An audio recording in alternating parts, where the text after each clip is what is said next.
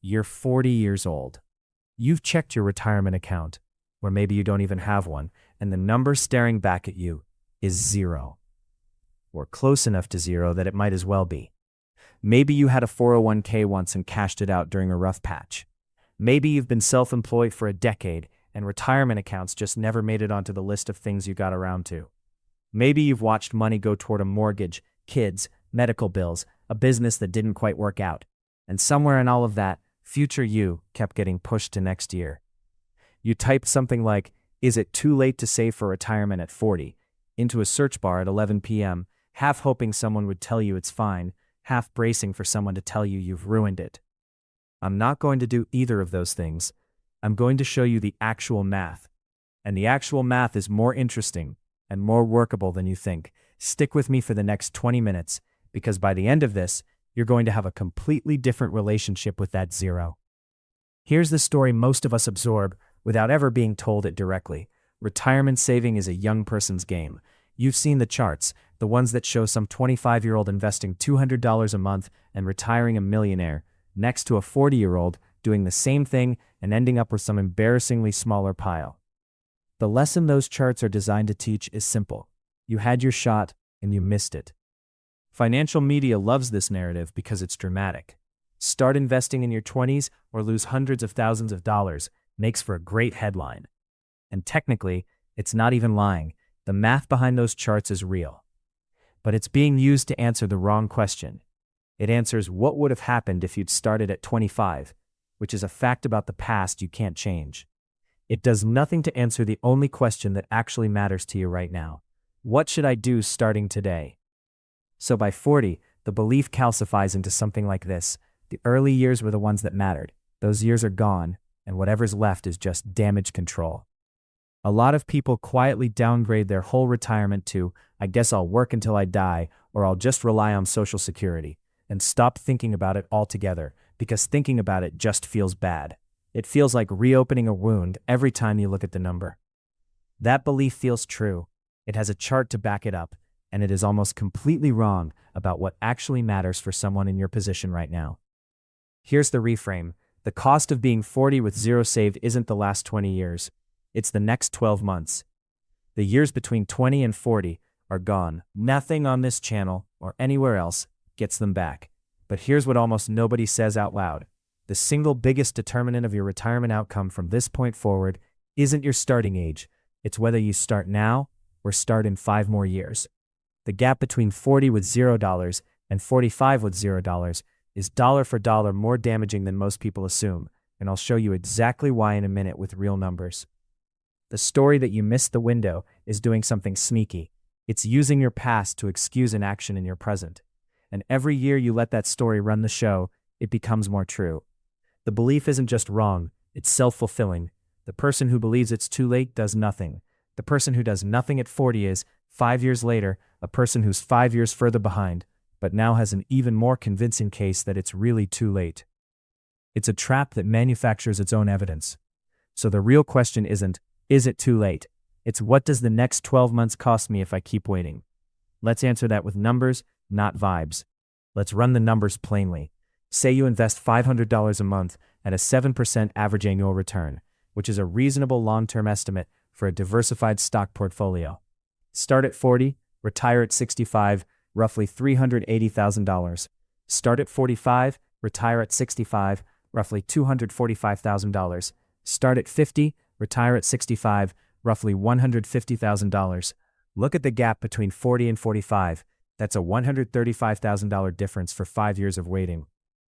Now look at the gap between 45 and 50, also 5 years, and that gap is smaller in dollar terms, around $95,000, but larger as a percentage of what's left on the table. Here's the point that matters. Every single year you wait past today costs you more than the equivalent year did when you were 25. Not because the math changed, but because compounding needs runway, and you have less of it left to give. That's not a reason to despair. It's a reason to move today instead of eventually. To put this in even sharper focus, if you simply take the exact plan you're about to hear in this video and delay it by just 1 year, not 5, 1, you're not just losing 12 months of contributions. At $500 a month, That's $6,000 of contributions that never happened, plus every year of growth those dollars would have earned for the remaining 24 years. Run that forward, and 1 year of hesitation at age 40 quietly costs you somewhere in the neighborhood of $25,000 to $30,000 by the time you retire. 1 year. That's the real price tag of, I'll start next year. The math above assumed $500 a month, but here's something the doom and gloom charts conveniently leave out. At 40, you are very likely earning more than you were at 25. Peak earning years for most people run from the late 30s through the 50s, according to standard lifetime earnings data.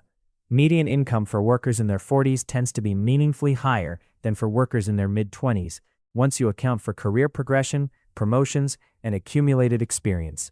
That means the catch-up isn't just psychological, it's mathematically built into your income curve. Someone contributing $500 a month at 25 was probably squeezing that out of an entry-level salary where every dollar felt tight. Someone contributing $500 a month at 40 is often doing it far more comfortably, with real room to push that number higher, to $800, $1,000, or more, especially once a mortgage is more manageable or kids move past the most expensive years of daycare. Let's run that.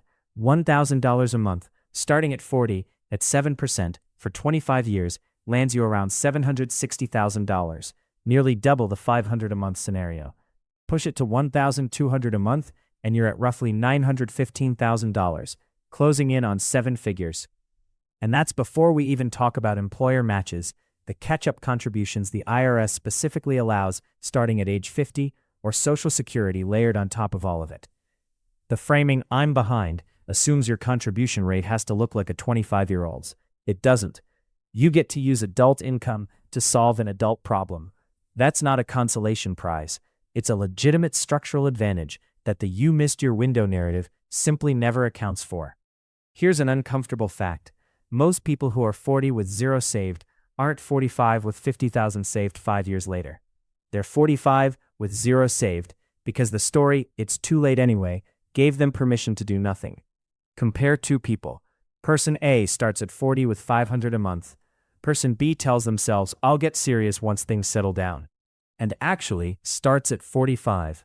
Person B isn't just 5 years behind on contributions, they're 5 years behind on a decision that could have been made today, sitting on a couch, in about 10 minutes. The math doesn't care about your intentions. It only compounds actual dollars that actually got invested. Good intentions have a 0% annual return. This is why the contrarian take from earlier matters so much. The danger was never your age. It's the story that made 40 feel like a finish line instead of a starting line. And the scary part is how quiet this trap is. Nobody announces, "I've now decided to wait another year." It just happens by default, one postponed decision at a time, until you look up and it's 45, then 48, then 52, and the gap that felt closable at 40 now genuinely does feel harder to close. The story becomes true, not because it was always true, but because it was believed for long enough to make itself true. If you take one thing away from this section, let it be this: inertia is invisible, which is exactly what makes it dangerous. Nobody wakes up and decides, "I will sabotage my retirement." It happens through 1,000 small, reasonable-sounding postponements. This month is tight, I'll set it up after the holidays, I need to research the right account first. Each one feels harmless in isolation. Stacked together over years, they are the entire difference between a funded retirement and a panicked one. A common rule of thumb: you need roughly 25 times your annual expenses saved based on a 4% sustainable withdrawal rate. If you plan to spend $40,000 a year in retirement, that's a $1 million target. If you plan to spend $60,000 a year, that jumps to $1,500,000. That number sounds terrifying next to zero, but it's not the number you need to hit through savings alone. Social Security replaces a real chunk of that for most earners, often somewhere in the range of 30 to 40% of pre-retirement income for average earners, depending on your work history and the age you start claiming benefits. So the gap your investments actually need to fill is smaller than the headline $1 million number makes it seem.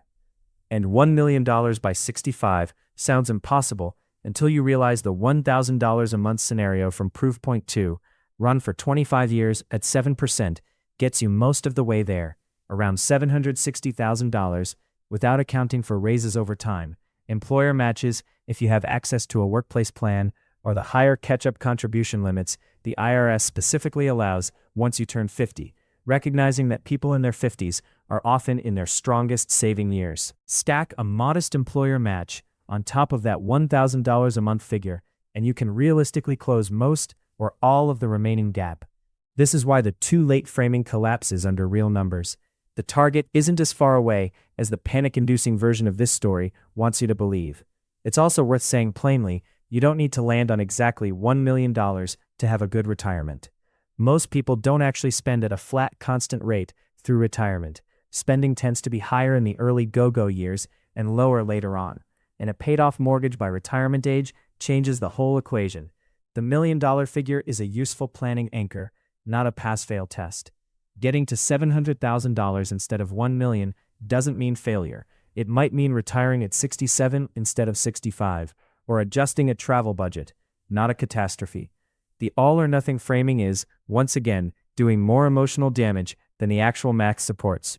There's one more multiplier working in your favor that the too-late narrative never mentions. Where you put this money matters almost as much as how much you put in. A traditional 401k or IRA contribution reduces your taxable income today, meaning some of that $500 or $1,000 a month effectively costs you less out of pocket than it looks like on paper, because you're not paying income tax on it up front. A Roth version flips that. You pay tax now, but every dollar of growth comes out tax-free in retirement, which matters enormously over 25 years of compounding. If your employer offers any kind of match on a workplace retirement plan, that match is functionally an instant and guaranteed return on your contribution before a single dollar is even invested. Skipping that match isn't playing it safe. It's leaving part of your compensation on the table. None of this requires you to become a tax expert. It just requires knowing that the account you choose is doing real, measurable work alongside the amount you contribute. Let's make this concrete with one composite example. Sarah is 40, has zero saved, earns a middle-income salary, and has just enough breathing room to commit $600 a month to an investment account after adjusting her budget slightly, cutting a couple of subscriptions, and reducing one recurring expense. At 7% average annual returns over 25 years, that $600 a month grows to roughly $455,000 by the time she's 65. Add in even a partial employer match of $100 a month, and that $700 monthly contribution grows to around $530,000. Layer in Social Security, covering a meaningful share of her baseline expenses, and Sarah goes from $0 and panicking to a real, funded retirement plan, not by doing anything exotic, just by starting today instead of waiting, and staying consistent. Sarah didn't need to be a stock-picking genius. She didn't need a win. Now, let's look at Marcus. Also 40. Also at $0, but in a tighter financial spot, maybe supporting a larger household, or working a job without much room for extra contributions right now. Marcus can only manage $200 a month to start. At 7% for 25 years, that grows to roughly $150,000. On its own, that's not a full retirement, but it's not nothing either. And it's dramatically more than the $0 Marcus would have if he waited for a better time that may or may not ever arrive. And critically, $200 a month isn't Marcus's ceiling forever. As income grows over the next decade, even modest raises, that contribution can grow with it. The version of Marcus who starts at $200 a month today and increases it every time he gets a raise ends up in a completely different place than the version who waits until the number feels big enough to bother starting. The lesson from both Sarah and Marcus is the same. The specific dollar amount matters less than the decision to begin. A smallish start today outperforms a bigger start delayed every single time, because compounding is a function of time even more than it's a function of size. You can't change that you're 40. You can't get back the contributions you didn't make at 25, 30, or 35. What you can control starting today is exactly one thing: whether this is the year the number stops being 0. That's it. That's the whole lever. Not your past, not your age, not the headline that made you feel behind. Just, did you start? So let's be honest about where that leaves you. Is it too late to save for retirement at 40 with $0? No. What's actually true is that waiting is expensive. A single year of delay can cost you tens of thousands of dollars by retirement. Your peak earning years are a real asset the 25-year-old version of you didn't have, and the only number that matters going forward is the one you start moving today. not the one you didn't move 15 years ago. But just start investing is useless advice without a number attached to it. Saying invest more without telling you how much is like a doctor telling you to eat healthier without ever mentioning a single food. You need the actual figure, the number that gets you from 0 to that 6 or 7 figure target based on your actual age, your actual timeline, and your actual retirement goal. That's exactly what the next video breaks down. I'm walking through the real formula for how much you need to invest monthly starting at 40, broken out by different retirement targets and different starting incomes, so you're not guessing, you're working from a number that's actually yours. If this video did one thing, I want it to be this: replacing "I've missed my window" with "I know exactly what to do next." That shift is worth more than any single dollar amount I could give you today. The next video answers the question you're probably already asking. How much do I actually need to be putting in every month, starting now, at 40? I break down the real numbers, by target, by age, no guesswork, no vague, just save more advice. Subscribe so that video finds you, because knowing the problem without knowing the number doesn't move you forward.